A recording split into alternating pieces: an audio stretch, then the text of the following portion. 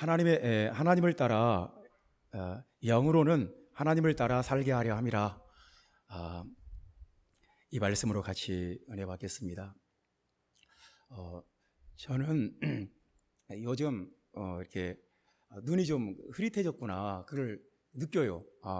전에보다 이렇게 눈이 좀 흐릿하구나.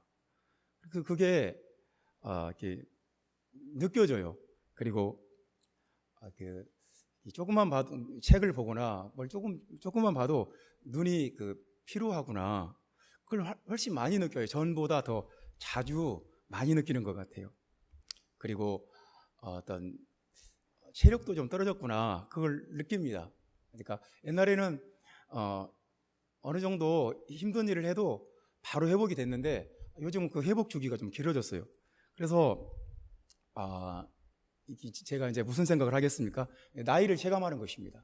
이 숫자로 나이가 아니라 실제 이제 내 몸으로, 내 마음으로 나이를 체감을 해요.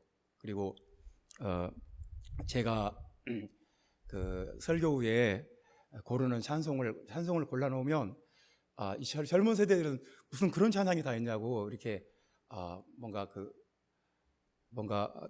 색다른 게 바라볼 때 벌써 나는 옛날 사람이구나. 그러니까 옛날에 했던 찬양이 좋고 이제 요즘 시대의 찬양이 조금 어색한 거예요.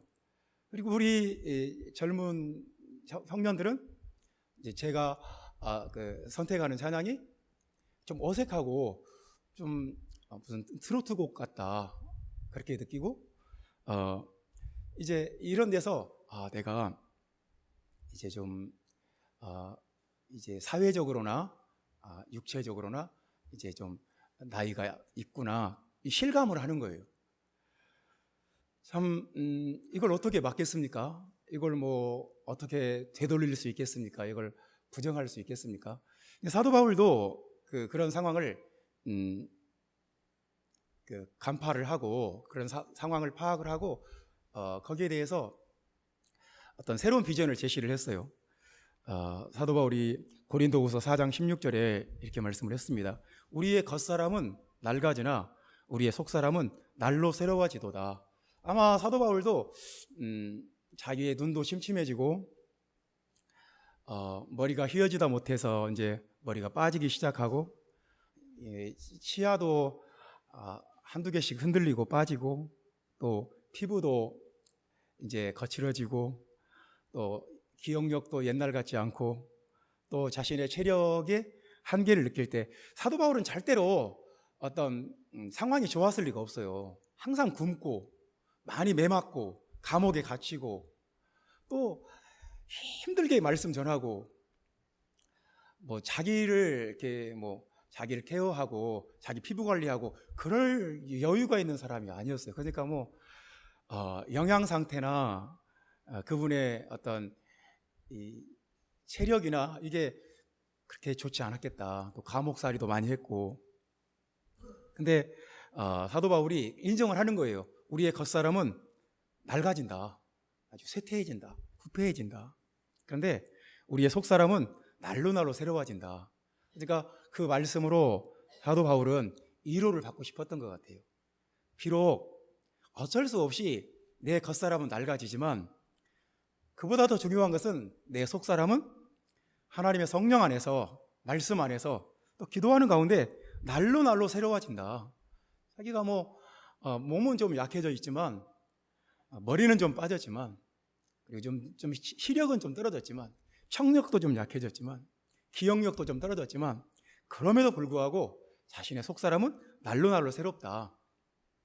그러니까 사도 바울은 우리의 어떤 겉사람이 낡아지고 노화가 오는 것은 불가피한 것으로 생각을 했던 것 같아요. 대신에 다른 비전을 가졌어요. 이제 이게 성경이 갖고 있는 성경의 비전인 것 같아요. 그러니까 세상은 이제 안티에이징 사업이 무지무지 막 발달을 했어요. 의약품, 보톡스 같은 거, 또 제약회사에서도 안티에이징과 관련된 제품들을 많이 앞으로도 만들어낼 겁니다. 또 화장품 회사에서도 안티에이징, 뭐 영양제 그쪽에서도 또 안티에이징 그 관련된 노화를 늦추거나 늙지 않게 하는 그런 어떤 산업이 어마어마하게 발달을 할 거예요. 근데 성경의 비전은 이제 어쨌거나 속 사람이 새로워지는 거예요. 그러니까 여기서 이제 우리가 봐야 될 것이 성경은 우리의 겉사람과 속사람을 나누고 있다는 거. 그래서 사도 바울은 그렇게 말해, 겉사람, 속사람 그렇게 얘기했는데 베드로 사도는 오늘 본문에 보면 육체와 영으로 나눴어요. 육체로는 사람으로 심판을 받는다.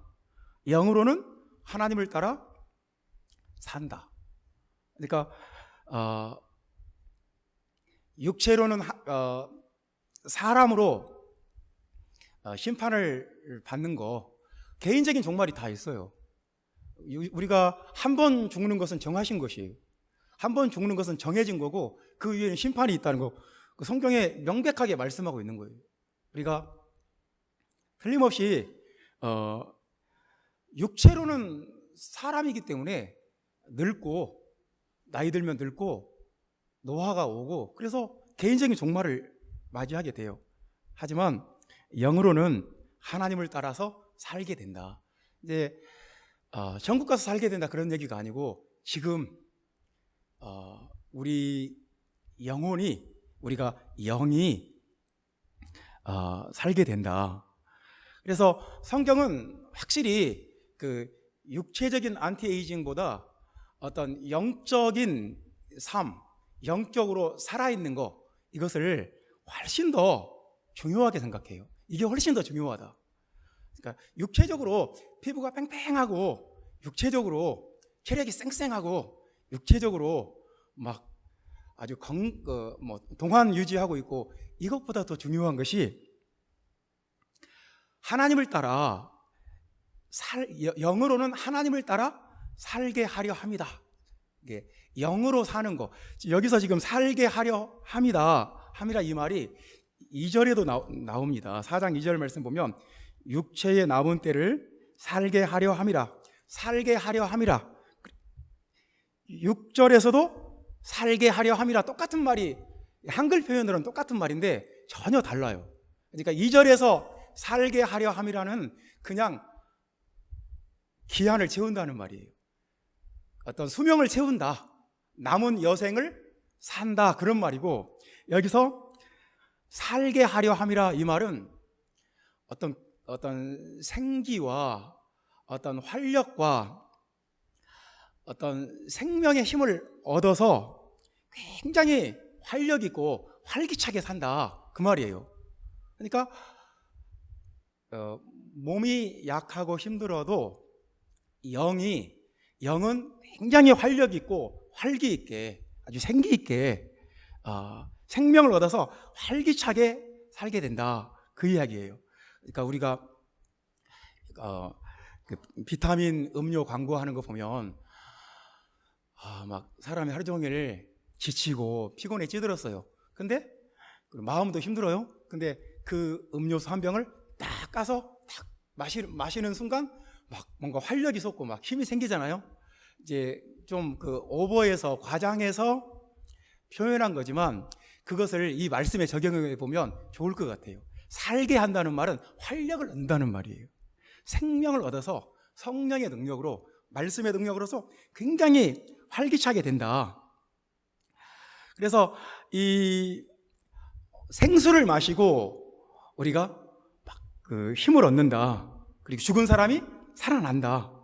또 요한계시록에 보면 생명수를 마신다. 그 모든 말들에 이 살게 하려 함이라에 있는 조라는 이 헬라어가 들어가 있어요. 그래서 성경은 우리의 육체적인 건강보다도 어떤 영적인 측면에 더 관심을 가지고 있고 무게중심을 두고 있구나 하는 것을 우리가 알 수가 있는데요.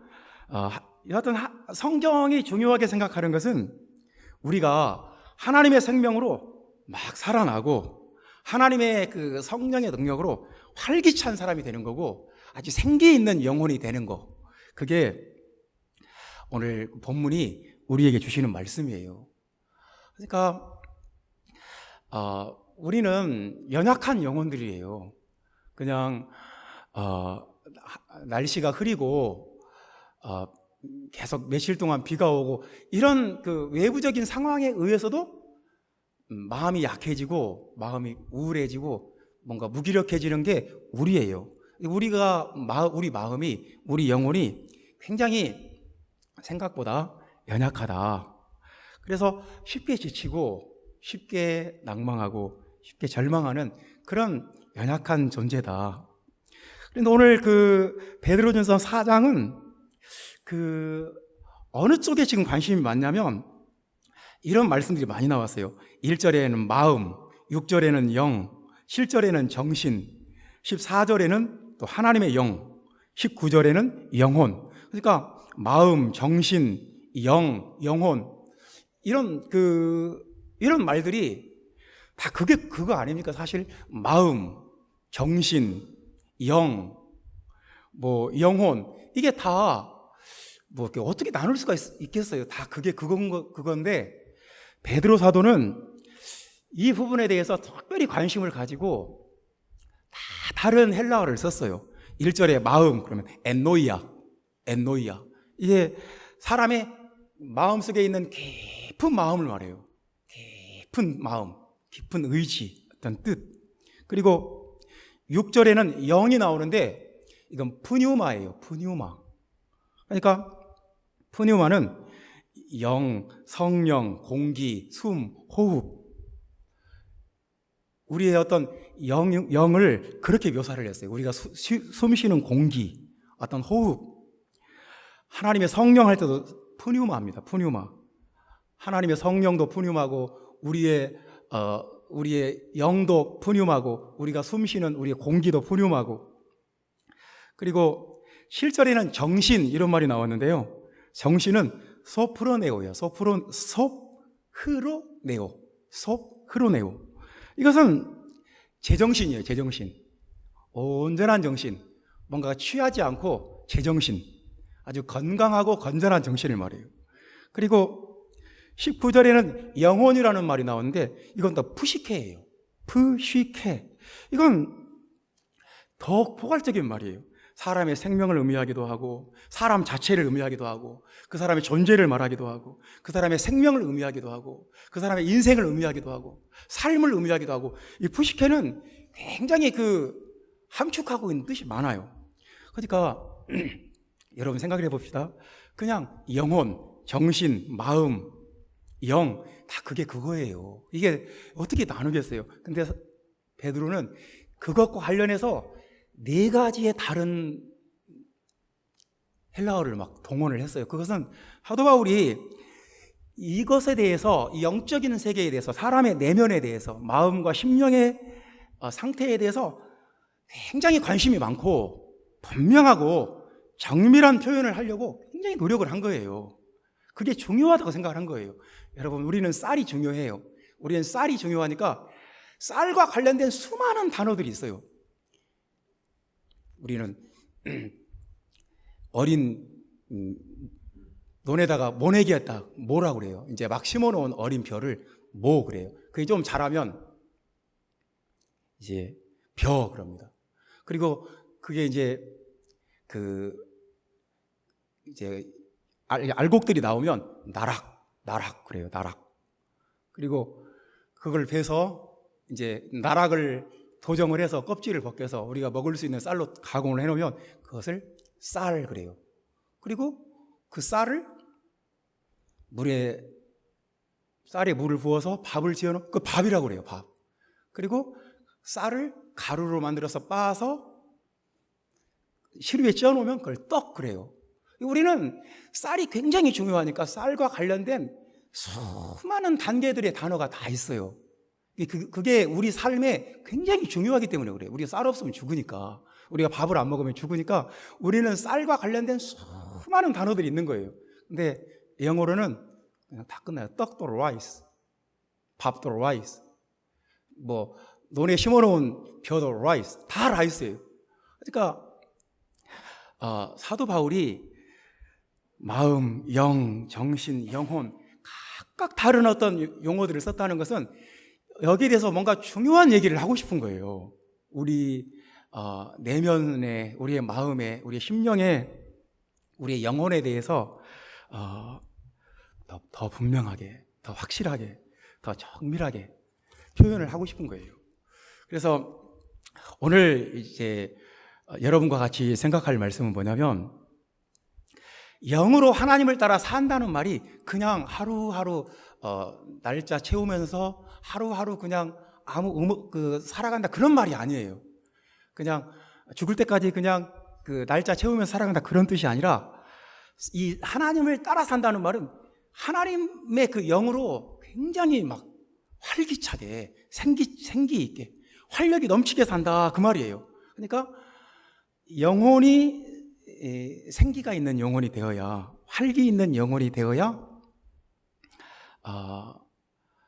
우리가 몸도 건강해지는 거고.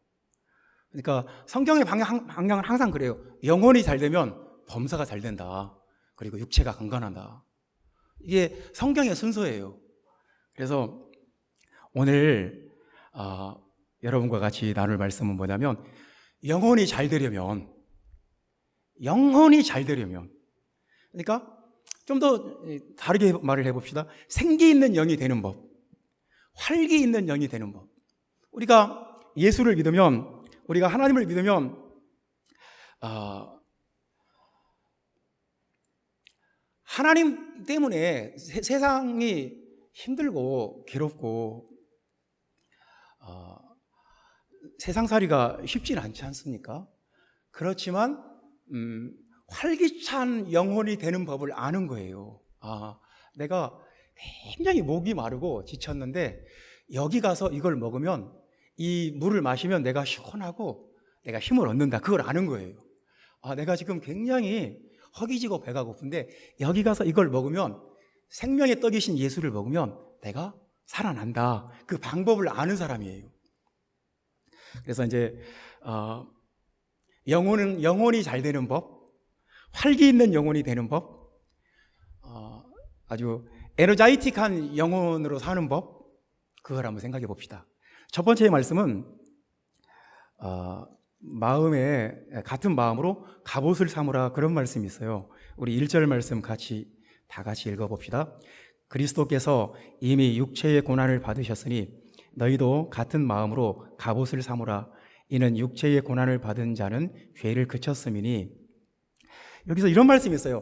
같은 마음으로 갑옷을 삼으라. 예수님과 똑같은 마음으로, 예수님의 바로 그 마음으로 갑옷을 삼아라. 그러니까 이제 현대인의 성경에는 같은 마음, 예수님과 같은 마음으로 무장하라, 그렇게 나와 있는데요. 이게 좀 문학적인 표현이라서 좀 설명이 필요하겠습니다. 그러니까 갑옷은 우리 육체가 연약하니까 보호하기 위해서 갑옷이 필요한 거예요.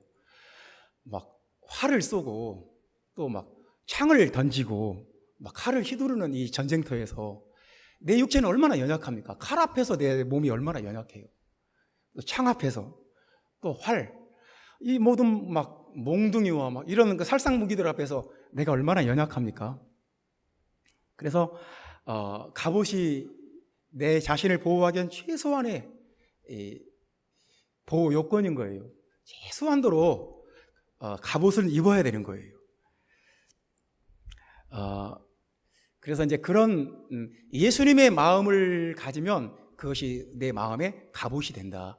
우리는 영적으로 생각보다 연약해요. 생각보다 잘 무너져요.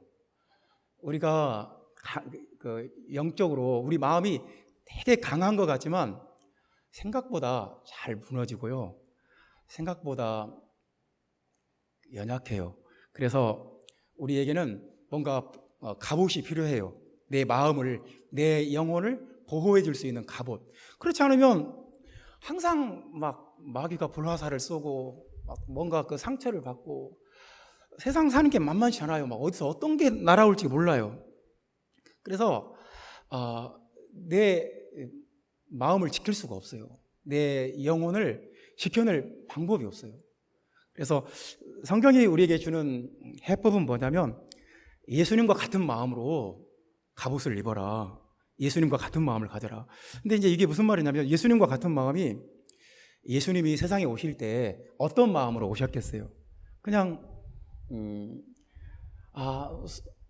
소풍 가는 초등학생 같은 마음으로 오신 게 아니에요. 세상의 대속을 위해서 내가 온 것은 인자가 온 것은 섬김을 받으려 함이 아니라 도리어 섬기려 하고 자기의 목숨을 많은 사람들의 대속물로 주려 합니다. 주님이 자신의 사명에 대해서 분명해요. 나는 세상에 죽으러 왔다. 나는 세상에 장사되고 나는 세상에 이 대속을 위해서 내가 어린 양 희생 제물로 바쳐지기 위해서 세상에 왔다.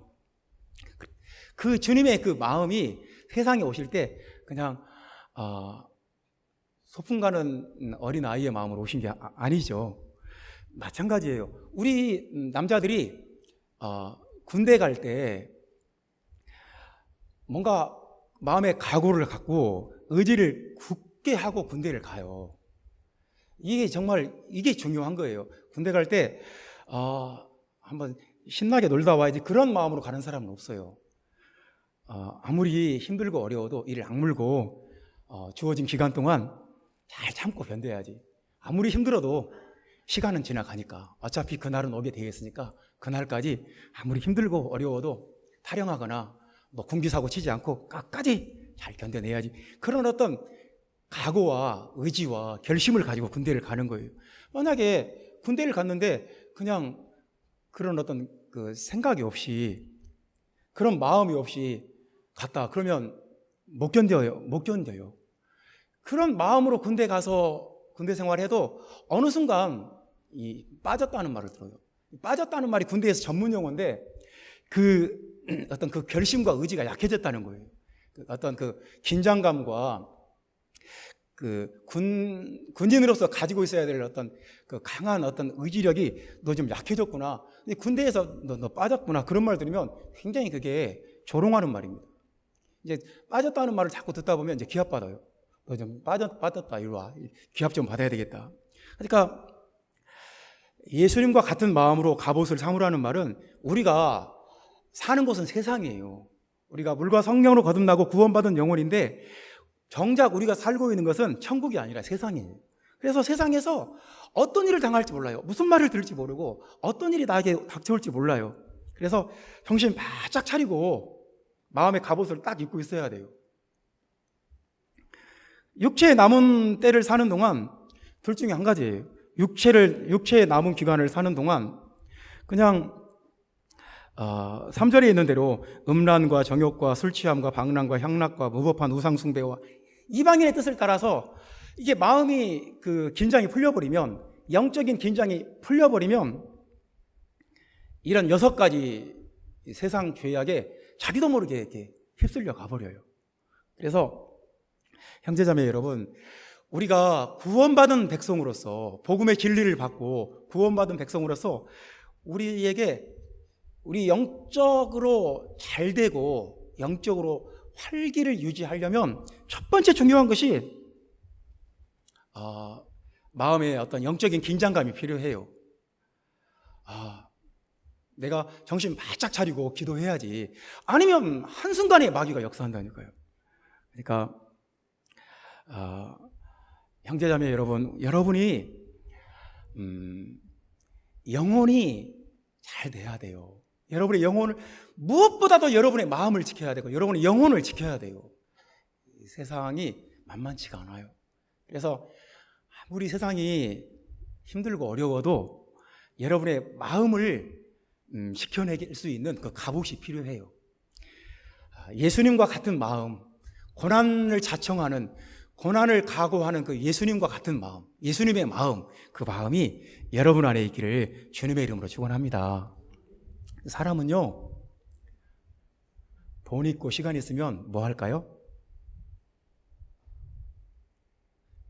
돈이 남아 돌아요. 그리고 시간도 남아 돌아요. 그러면 사람은 어쩔 수 없어요. 죄 지어요.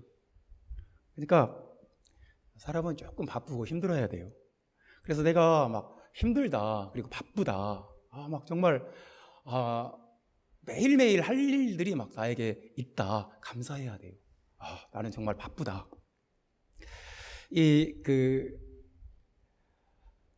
다윗도 그렇게 신실하고 그렇게 하나님을 사랑했던 다윗도 시간이 남고 할 일이 없고 권력은 있고 돈은 있고 힘이 남아돌고 그러니까 죄 짓는 거예요. 사무엘 하 11장 1절에 보면 자기의 군대들은 전부 갑옷 입고 무기 들고 그냥 강한 어떤 막 군기에 충만해가지고 막 랍바성을 정복하자, 암몬 족속을 정복하자. 그리고 그냥 막 갑옷 입고 창 들고 막 마음속에 막 긴장감을 딱 가지고 암몬으로 막 갔습니다. 요단강을 건너가서. 그런데 다윗은 예루살렘에 그대로 있더라. 돈 있죠, 시간 있죠, 권력 있죠, 힘이 남아돌죠. 뭐 하겠어요? 그러니까 이 사람이 이 마음에 긴장감이 풀어지면 안 될 것 같아요. 영적으로 우리가 내가 항상 영적으로 좀 깨어 있고 긴장하고 있고 근신하고 있고 이래야 내 영혼을 지킨다니까요. 그렇지 않으면 내가 좀 흐리멍텅하면 한순간에 그냥 마귀가 우리를 가만두지 않아요. 항상 깨어 갑옷을 입고 있는 여러분 되시기를 주님의 이름으로 축원합니다. 우리가 그냥 이방인의 뜻을 따라 살려면 갑옷 필요 없어요. 그냥 달려라 달려 하면서 막 세상 사람들하고 똑같이 살면 아무 문제 없어요. 근데 하나님의 백성으로 왕같은 제사장으로 하나님 나라를 세우는 주의 종들로 세상을 살아가려면 이 세상이 온 천지가 사면초가예요. 온 천지가 그냥 적군들로 둘러싸여 있는 거예요. 우리가 갑옷을 안 입고 영적인 무기를 들지 않고 어떻게 내 마음과 내 영혼을 지키겠어요? 그러니까 갑옷을 입고 그 갑옷은 예수님과 똑같은 마음이에요. 고난받는 마음. 세상에서 나도 세상에서 좀 즐겨보고 세상 사람들이 누리는 것도 좀 누려보고 그러고 싶다, 그런 마음이 아니에요. 나는 주님의 종으로, 주님의 백성으로 나는 하나님 나라를 위해서 사는 사람이다. 그런 어떤 경각심과 깨어있는 마음이 우리에게 꼭 필요합니다. 그런 사람이 잘 돼요. 그런 사람이 영적으로 힘을 잃지 않아요. 그런 사람이 마귀에게 시달리지 않아요.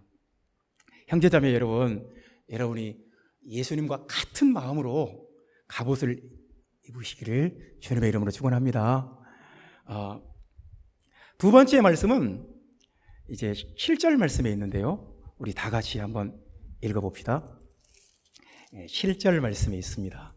만물의 마지막이 가까이 왔으니 그러므로 너희는 정신을 차리고 근신하여 기도하라. 여기서 제일 중요한 말이 뭐겠어요? 여러분 생각해 보세요. 7절에서 지금 베드로가 제일 지금 무게중심을 두고 있는 단어가 뭐겠어요? 기도하라일까요? 근신하라일까요? 정신 차리고일까요? 지금 정신 차리라는 거예요. 정신을 차리라. 이 말이 이 7절에서 가장 핵심이에요. 정신 차려라 이 말을 하기 위해서 다른 말들을 이제 보조로 이렇게 붙인 거예요. 정신 차려라. 우리는 그런 말을 정신 차려라 이런 말을 한 번씩 들어요. 그래서 이게 성경에도 이런 말이 있으니까 그냥 별로 중요한 말 아닌 것 같아요. 근데 굉장히 중요한 말이에요. 정신 차리라는 말이 그러니까 이 정신이 섭흐로네오. 근데 건전한 정신, 차분한 마음, 침착한 마음, 안정된 마음 그런 거예요. 그러니까 이제 제정신을 회복해라 그런 말이에요. 사람이 뭐에 쓰여서 살기가 쉬워요. 그러니까 어떤 행동을 내가 했어요. 나중에 물어봐. 너 왜 그런 행동이냐? 엄마 내가 미쳤나 봐. 내가 뭐에 씌었나 봐. 그런 말을 해요. 너 왜 그때 그런 말을 했냐? 내가 미쳤나 보다. 내가 그때 제정신이 아니었다고. 내가 뭐에 씌었나 보다고. 그러니까 의외로 제정신, 섭흐로네오를 갖고 살기가 쉽지가 않아요. 사람이 그냥 둘 중에 한 가지예요. 뭔가 취해서 붕 떠 있든지 아니면 뭐 때문에 굉장히 마음이 우울하고 낙심되고 막 짜증나고 온 세상이 다 부정적으로 보여버리든지 참 이 조울증이라고 하잖아요. 뭐 그냥 어쩔 때는 막 굉장히 이유 없이 기분이 좋아요. 붕 떠 있어요. 막 뭔가 막 그 과도하게 좀 막 들떠 있고, 어쩔 때는 또 너무 쭉 가라앉아가지고 말도 못 걸 정도로 막 옆에 가서 말도 못 걸겠다 싶을 정도로 쫙 또 가라앉아 있어요. 이 제정신을 갖는다는 게 여러분 쉬운 일이 아니에요. 우리도 요즘 계속 비 오고 날씨 흐리고 그러니까 좀 기분이 안 좋죠. 몸도 좀 찌뿌드드하지, 마음도 좀 무겁지. 근데 정신을 차려라, 이 말은 성경이 우리에게 주시는 명령이에요. 내가 내 정신 차려야죠. 내가 항상 정신 바짝 차려야 돼요. 제정신을 가져야 돼요. 내가 지금 어디에 있고, 내가 누구고, 내가 지금 어느 자리에 있고. 하나님이 아담아 네가 어디 있느냐 물어보셨을 때 아담은 하나님을 떠나서 숨어 있었어요. 그러니까 하나님은 항상 우리한테 물어봐서 너 지금 어디 있느냐, 너는 너를 누구라고 생각하느냐, 너는 지금 어디에 있느냐, 네 현주소가 어디냐. 그러니까 우리가 그걸 물어보신다는 것은 하나님이 우리가 정신 차리기를 원한다는 거예요. 그러니까 정신 못 차리고 그냥 막 어떨 때는 막 분노에 휩쓸려서 막 살아가고, 어떨 때는 막 절망에 휩쓸려서 막 살아가고, 어떨 때는 막 그러니까 뭔가가 내가 정신 못 차리게끔 막 태풍같이 막 밀려오는 것들이 있어요. 하나님은 그러든지 말든지 정신 차리라는 거예요. 정신 바짝 차려라. 이 정신 차리라는 말과 관련돼서 그게 얼마나 중요한지 우리는 막 속담 같은데 그런 말이 있어요. 호랑이에게 물려가도 정신만 차리면 산다. 이 정신 차리라는 것이 참 중요해요. 저는 이제 서울에 올라와서 이제 어떤 분이 신방을 갔어요. 근데 이분이 거의 이제 암 말기, 이제 임종을 거의 이제 뭐 오늘 돌아가실지 내일 돌아가실지 모르는 분이라는 거예요. 그래서 이제 부탁을 받았어요. 그분에게 마지막으로 죄사함을 위한 예수 그리스도의 침례를 가르치고 그분에게 침례 받을 수 있는 기회를 주고 또 그분이 성령 받도록 기도하는 시간을 갖자고. 당연한 거 아닙니까? 그래서 즐거운 마음으로 갔어요. 그분의 상태에 대해서는 이미 듣고 갔기 때문에 좀 예상을 했어요. 근데 가서 보니까 뭐 오늘 죽을지 내일 죽을지 모른다는 분인데 의외로 얼굴이 말짱한 거예요. 막 의식도 잃고 막 코에 막 산소호흡기 꽂고 막 말도 못하고 막 그런 상황이 아닌 거예요. 정확하게 의식이 분명하고 얼굴 표정도 그대로 살아있고 폐암 뭐 거의 말기였다고 들었어요. 근데 진지하고 대화도 그냥 우리하고 그냥 카페에서 만나서 건강한 사람하고 아주 멀쩡한 사람하고 대화하는 것처럼, 나이도 저보다 뭐 몇 살밖에 차이가 안 나더라고요. 그래서 이제 얘기를 했죠.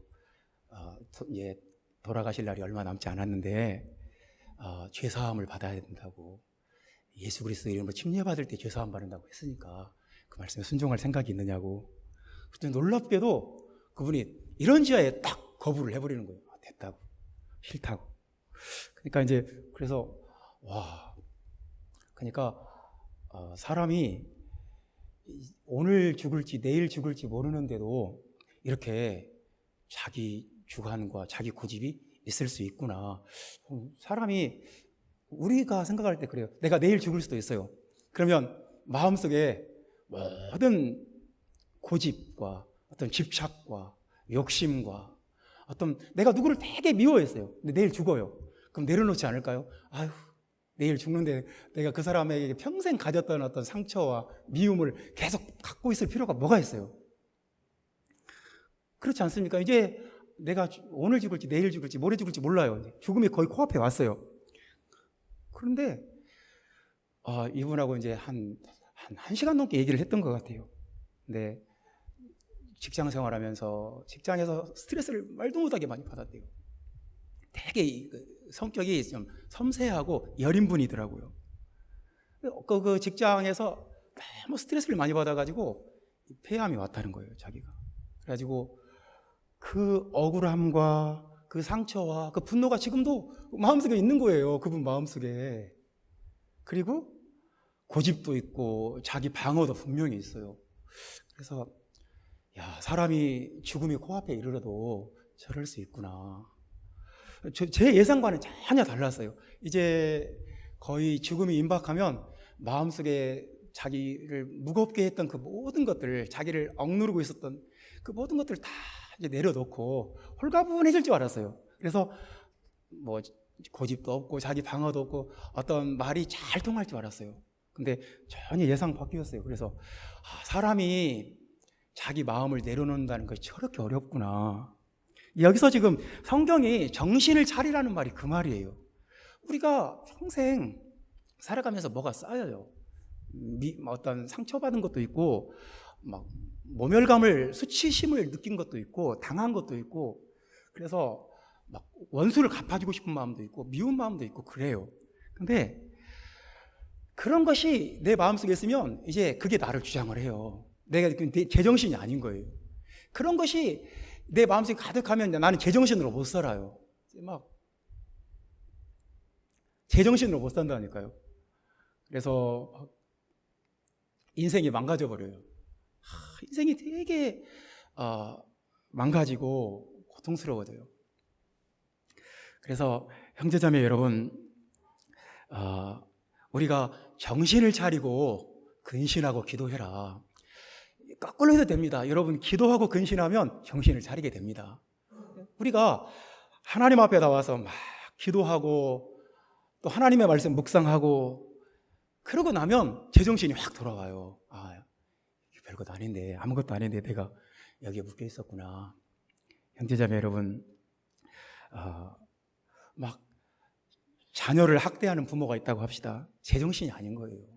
뭔가 어디선가 받은 상처와 어떤 두려움과 불안을 자기 애매한 그 어린 아이에게 막 쏟아붓는 거예요. 이게 제정신이 아닌 거죠. 하나님은 정신을 차려라 이렇게 말씀하시는 겁니다. 사람은 원래 다 착하고 순수하고 하나님의 형상대로 지금 받았어요. 근데 사람이 살면서 죄를 짓고 나쁜 꾀를 내고 그러면서 사람이 아주 왜곡되고 삐뚤어지고 아주 그 고약한 아주 불안정한 사람이 되어버리는 거예요. 그래서 하나님은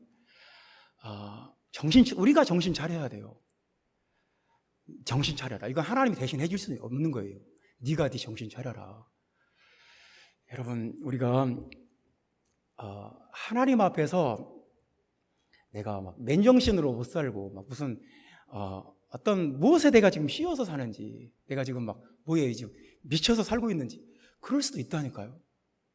우리 모두의 저를 포함한 우리 모두의 얘기예요. 그래서 하나님께서 정신 차려라, 근신하라, 깨어서 기도해라. 여러분의 영혼을 지키려면 정신을 바짝 차리는 것이 우리에게 필요합니다. 왜냐하면 지금 말세니까요. 만물의 마지막이 가까웠으니까요. 주님 오실 날이 가까웠으니까요. 세 번째는 19절 말씀을 보겠습니다. 19절 말씀 다 같이 읽어봅시다. 그러므로 하나님의 뜻대로 고난을 받는 자들은 또한 선을 행하는 가운데에 그 영혼을 미쁘신 창조주께 의탁할지어다. 아까 그 환자분은 저를 만난 뒤에 일주일도 안 돼서 돌아가셨다는 말을 들었어요. 그러니까 며칠 뒤에 돌아가신 거죠. 저를 만나고. 이제 세 번째는 뭐냐면 자신의 영혼을 창조주께 의탁하라 그 말이에요. 의탁하라, 맡겨라 그 말이에요. 하나님께 맡겨라. 그러니까 우리는 내가 노력해서 되는 것이 있어요. 내가 노력해서 되는 것이 있고 노력해봤자 안 되는 것도 있어요. 노력하면 오히려 더 엉망이 되는 게 있어요. 하나님께 맡겨야 돼요. 그 부분은 하나님께 맡겨야 돼요. 내가 내 머리를 못 깎아요. 가위를 가지고 있어도 바리깡 기계를 갖고 있어도 내가 내 머리를 못 깎아요. 그러니까 가서 맡기는 거예요. 내 머리를 맡겨요. 깎아주세요 하고 맡기는 거예요. 그러니까 어떤 것은 내 삶에 맡기는 게 최선인 게 있어요. 내가 어떻게 못해요. 맡겨야 돼요. 머리 깎는 건 굉장히 그 난이도가 높은 기술이기 때문에 내가 내 머리를 못 깎아요. 그래서 맡겨야 돼요.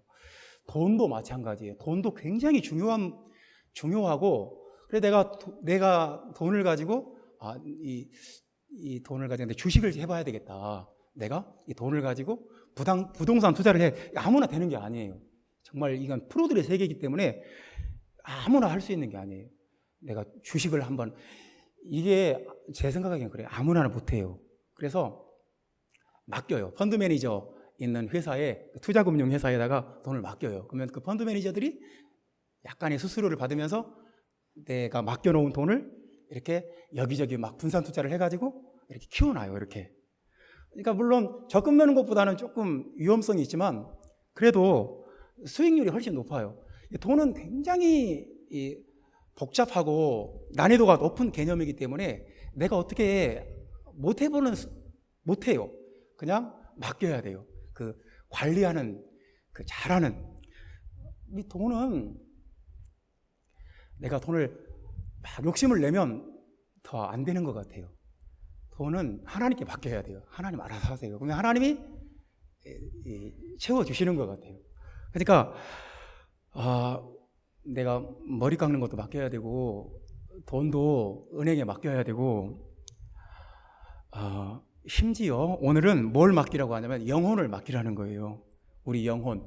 이 영혼이 푸시케인데 이건 굉장히 함축적인 뜻을 갖고 있어요. 생명, 사람의 생명, 사람 자체, 그 사람의 목숨, 그 사람의 인생, 그 사람의 존재, 이게 푸시케예요. 너의 존재를, 너의 생명을, 너의 목숨을, 그러니까 인생 전체를 하나님께 맡기라는 거예요. 맡겨라. 형제자매 여러분, 하나님께 맡기면 맡겨야 되는 것이 있고 또 맡기면 더 잘 되는 것들이 있어요. 내가 막 내 의지대로, 내 뜻대로 뭔가 해보려고 하면 오히려 더 역효과 나는 것들이 세상에는 참 많아요. 그래서 하나님께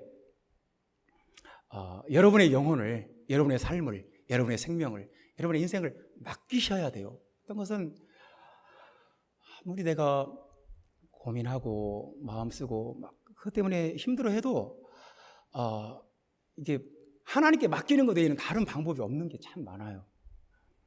하나님께 맡기는 여러분 되시기를 주님의 이름으로 축원합니다. 사도 바울은 빌립보서 4장 11절에 이렇게 말씀했어요. 나는 어떤 형편이든지 자족하기를 배웠다. 비천에 처할 줄도 알고 풍부에 처할 줄도 알고 모든 일에 배부름과 배고픔과 풍부와 궁핍에 처할 줄 아는 일체의 비결을 배웠다. 이게 무슨 그 비결이 뭐냐면 맡기는 거예요. 그냥 배고프면 배고픈 대로 감사하고 배부르면 배고픈 대로 감사하며 사는 법을, 그 비결을 나는 배웠다. 그게 의탁이에요. 주님께 맡겨버리는 거예요. 주님께 맡기고 나니까 배고프다고 그래서 특별히 비참하지도 않고 배부르다고 그래서 특별히 막 또 이렇다 할 것도 없고 그냥 어떤 경우에도 나는 자족하기를 배웠다. 어떤 형편이든지. 이게 주님께 맡겨버리면 참 인생이 편할 것 같아요. 저도 막 고민하고 막 스트레스 받고 힘들다. 주님께 맡기지 않아서 그래요. 사도 바울은 어떤 경우에도 스트레스를 안 받았어요. 비결을 배웠거든요. 주님께 맡겨버려요. 어떤 경우에도 막 고민하거나 막 두려워하거나 불안해하거나 공포에 시달리거나 그러는 법이 없어요. 비결을 배워버렸어요. 그게 주님께 맡기는 거예요. 모든 지식보다 뛰어난 가장 최고의 지식이신 예수 그리스도를 딱 깨닫고 나니까 세상에 두려울 거 하나도 없다는 거예요. 우리는 가난하면 굉장히 불안해지고 내 통장 잔고에 돈이 없다. 그럼 굉장히 막 쪼들리고 막 마음이 일단 막 힘들어져요. 전에 개척교회를 하던 그 목사님이 그러더라고요. 매월 월세를 내는데 월세가 그렇게 빨리빨리 오는지 월세 낼 날이 오면 일주일 전부터 기도가 안 된대요. 마음이 너무 이 돈을 또 어떻게 만들지. 그러니까 사람이 이 돈에 시달려 버리면 굉장히 마음이 약해지고 막 좀 비참해지는 것 같아요. 근데 가난해도 자족할 수 있고 주님께 맡기고 사는 삶을 우리가 배워야 되지 않을까 싶어요. 우리가 형통할 때도 기뻐하고 권고할 때에도 또 자족할 수 있다. 주님께 맡기면 그게 가능할 것 같아요. 배고플 때도 배부를 때에도 그 상황에 따라서 내 영혼이 막 상황이 좀 좋으면 하늘 꼭대기까지 막 올라갔다가 상황이 좀 나쁘면 막 낭떠러지로 막 추락해버리고 이런 게 아닌 거죠. 배고프면 배고픈 대로 감사하고 배부르면 배부른 대로 감사하고 자족하며 사는 거죠. 사람들이 나를 칭찬해주면 막 그냥 막 하늘로 떠올랐다가 사람들이 좀 나를 싫어하고 안 좋은 말하면 또 그냥 막 바닥에 추락해버리고 이제 이런 게 아닌 거죠. 자족하기를 배우라는 거죠. 이게 주님께 의탁할 때 가능하다는 거예요. 주님께 맡겨버릴 때. 나에게 예수님이 있으니까 뭐 세상에 다른 것은 내가 좀 없을지 모르지만 예수님이 나한테 있는데 뭐가 문제냐. 그리스도 예수를 아는 지식이 가장 고상한데 그리스도 예수를 아는 그 복음이 나에게 있는데 내게 뭐가 문제냐. 어떤 경우에든지 마음의 평안과 기쁨과 감사를 유지할 수 있어요. 우리 마음의 평안은 쉽게 깨져요. 어떤 사소한 것 때문에 마음의 평안이 확 깨져버리고요. 우리 마음에 기쁨이 있다가도 어떤 기분 나쁜 말을 들으면 기쁨이 확 사라져버려요. 내가 하나님께 기도할 어떤 열정이 있다가도 어떤 기분 나쁜 말을 듣거나 기분 나쁜 상황이 딱 닥치면 기도하고 싶은 마음이 싹 사라져버려요. 기도문이 확 닫혀버려요. 내가 하나님께 감사합니다 하다가도 무슨 안 좋은 상황이 닥치면 감사하기는커녕 불평과 불만이 가득해져 버려요. 쉽게 깨진다니까요. 우리 마음속에 평안과 기쁨과 기도와 감사가 너무너무 잘 깨져요. 근데 주님께 의탁하지 않아서 그렇다는 거예요. 예수님께 나와 함께 하시는 예수님께 모든 것을 맡겨버리고 살면 좀 어떤 경우에도 마음의 평안과 기쁨과 기도와 감사를 유지할 수 있다. 그렇게 말씀합니다. 형제자매 여러분, 오늘 우리는 우리 육체의 건강과 육체의 어떤 안티에이징보다 더 중요한 우리 영혼이 늙지 않는 법, 우리 영혼이 쇠약해지지 않는 법, 우리 영혼이 약해지지 않는 법, 그게 더 중요한데요. 그것에 대해서 3가지 말씀을 들었습니다. 이 말씀이 여러분 모두에게 은혜 되시기를 주님의 이름으로 축원합니다. 기도하겠습니다.